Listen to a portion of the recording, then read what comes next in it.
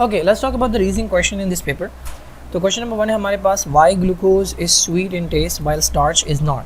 अब ग्लूकोज जो है वो एक मोनोमर है, यानी एक सिंगल मॉलिक्यूल है छोटा सा, जबकि स्टार्च जो है वो एक लार्ज मॉलिक्यूल है। हमारे पास जो टेस्ट बर्ड्स होते हैं वो स्मॉल मॉलिक्यूल्स जो हैं उनके साथ इंटरेक्ट कर सकते हैं, वो बहुत ज़्यादा लार्ज मॉलिक्यूल के साथ इंटरेक्ट नहीं कर सकते। दैट इज़ वाई ग्लूकोज जो है वो हमारे टेस्ट बर्ड्स के साथ इंटरेक्ट करता है, जिसकी वजह से सेंसेशन प्रोड्यूस होती है कि ये स्वीट है। जबकि स्टार्च है वो इतना बड़ा मॉलिक्यूल है कि वो हमारे जो रिसेप्टर्स हैं, जो टेस्ट बर्ड्स हैं, उनके साथ इंटरेक्ट नहीं कर पाता, जिसकी वजह से वो सेंसेशन प्रोड्यूस नहीं कर पाता। ना why amphibians are considered as unsuccessful and vertebrate, ये पीछे भी किसी पेपर के अंदर मैंने एक्सप्लेन किया था।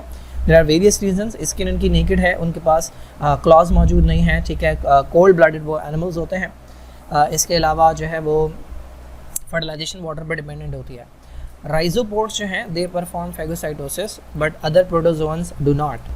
ओके, सो राइजोपोड्स जो हैं दे आर सार्कोडेनियन मेंबर्स, इसके अंदर अमीबा और अमीबा लाइक ऑर्गेनिजम्स आ जाते हैं। और फेगोसाइटोसिस वो प्रोसेस होता है कि जिसके अंदर कोई फूड पार्टिकल है, उसके अराउंड जो है ये मेम्ब्रेन जो है वो मूव करती है और फोल्ड्स बनाती है, और फिर इन फोल्ड्स को जो है वो बंद कर लिया जाता है, जिसकी वजह से ये पार्टिकल अंदर आ जाता है। तो अमीबा के अंदर हमने देखा है कि फेगोसाइटोसिस बहुत कॉमनली जो है वो देखने को मिलता है। सूडोपोडिया की फॉर्मेशन होती है जिसके थ्रू जो है ये फेगोसाइटोसिस करता है ना। जो प्रोटोजोआ हैं उसके अंदर और भी मेंबर्स हैं, सब जो है वो फेगोसाइटोसिस कर सकते हैं बट करते नहीं हैं। रीज़न क्या है? तो रीज़न ये है कि डिफरेंट जो प्रोटोजोआ हैं उनके अंदर डिफरेंट मोड्स हैं। एक तरह के प्रोटोजोआ तो वो हैं जो कि फोटोसिंथेटिक हैं, ठीक है, जैसे कि आपका यूग्लिना आ जाता है। तो फोटोसिंथेसिस वाले तो उन्हें तो ज़रूरत नहीं है फेगोसाइटोसिस करने की। फिर एक तरह के मेंबर्स वो होते हैं जो खाली डिफ्यूजन के ऊपर रिलाई करते हैं। फेगोसाइटोसिस बड़े पार्टिकल्स को अंदर लाने के लिए होता है। अगर कोई प्रोटोजोआ ऐसा है जो कि स्मॉलर पार्टिकल्स के ऊपर फीड कर रहा है, डिज़ोल्व मॉलिक्यूल्स के ऊपर फीड कर रहा है, तो वो खाली डिफ्यूजन के ज़रिए जो है वो अपनी जो वो है न्यूट्रिशन है उसको पूरा कर सकता है। देन एक तरह के मेंबर्स वो होते हैं जिन्हें हम सीलिएट्स कहते हैं। तो सीलिएट्स के पास ओपनिंग होती है, जैसे कि पैरामीशियम है, उनके पास गलेट होता है, तो वो सीलिया के थ्रू वाटर करंट जो है वो प्रोड्यूस करते हैं। यानी फॉर एग्जांपल यहाँ से ये ओपनिंग अंदर जा रही है, तो ये सीलिया मौजूद है, इसके थ्रू जो है ये पानी को इस तरफ लेकर आते हैं। पानी जो है वो पार्टिकल्स लेकर आता है, उस पार्टिकल्स के ऊपर ये फीड करते हैं। इनको हम फिल्टर फीडर्स भी कहते हैं। तो ये पार्टिकल्स के ऊपर फीड करते हैं, वो पार्टिकल्स रख लेते हैं और वाटर फिर जो है वो इनकी बॉडी से बाहर चला जाता है, तो इन्हें फेगोसाइटोसिस की ज़रूरत नहीं पड़ती। सिमिलरली एक सेक्टोरिया के मेम्बर्स होते हैं जिसके अंदर आपका एसिनेटा आता है। तो सेक्टोरिया के मेंबर्स जो हैं उनके पास टेंटिकल्स होते हैं, ठीक है, वो एक जगह पर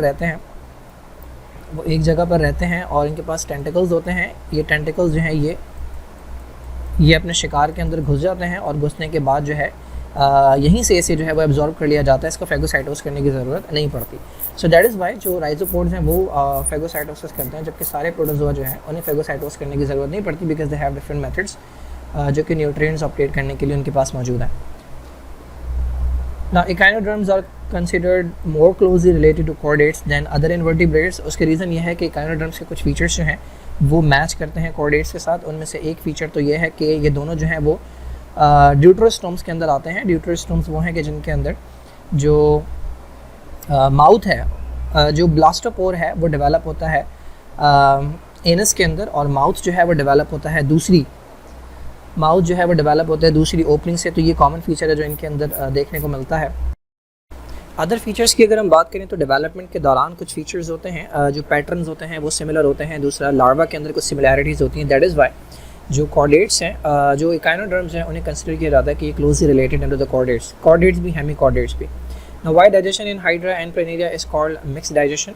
तो एक तरह की डाइजेशन होती है जिसे हम एक्स्ट्रासेलुलर कहते हैं, जो कि हमारे अंदर होती है। सेल से बाहर ही खाना डाइजेस्ट हो चुका होता है। एक सिस्टम है हमारे पास, डाइजेस्टिव सिस्टम।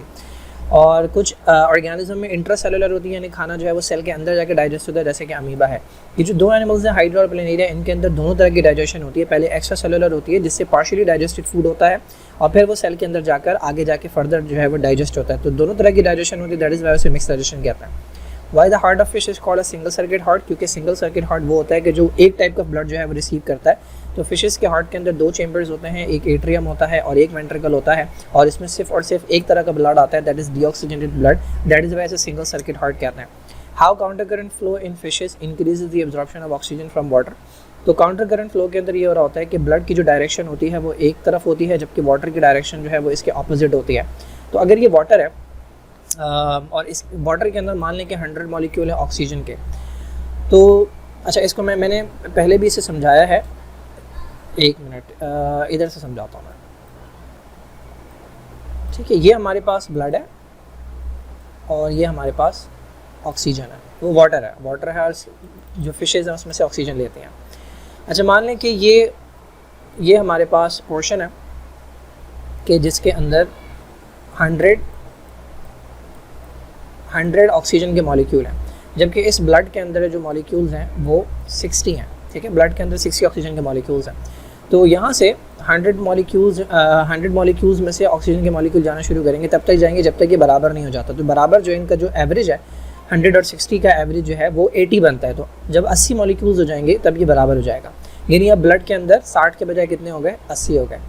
अब और अगर आप करें तो अब ये जो ब्लड है, ये वाले पोर्शन जो ब्लड का है, अब वो नए पानी के साथ इन कांटेक्ट आया है। उस नए पानी के अंदर फिर 100 है, तो यहाँ पर दोबारा से डिफ्यूजन ग्रेडियंट डेवलप हो गया और 100 और 80 के दरमियान जो एवरेज बनता है वो 90 बनता है। तो अब ब्लड के अंदर 90 मॉलिक्यूल हो गया ऑक्सीजन के।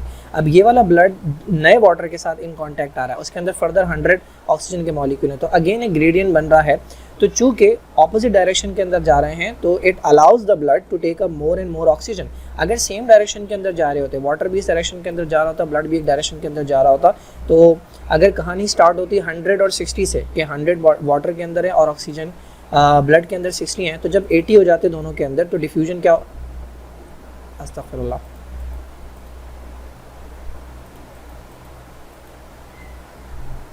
हाँ भाई सॉरी पलटा पलटी हो गई थी। तो जब 80 यहाँ हो जाते और 80 यहाँ हो जाते तो डिफ्यूजन रुक जाता। अब चूंकि ये साथ साथ चल रहे होते तो दोनों के अंदर कोई डिफ्यूजन ग्रेडियंट नहीं बनता।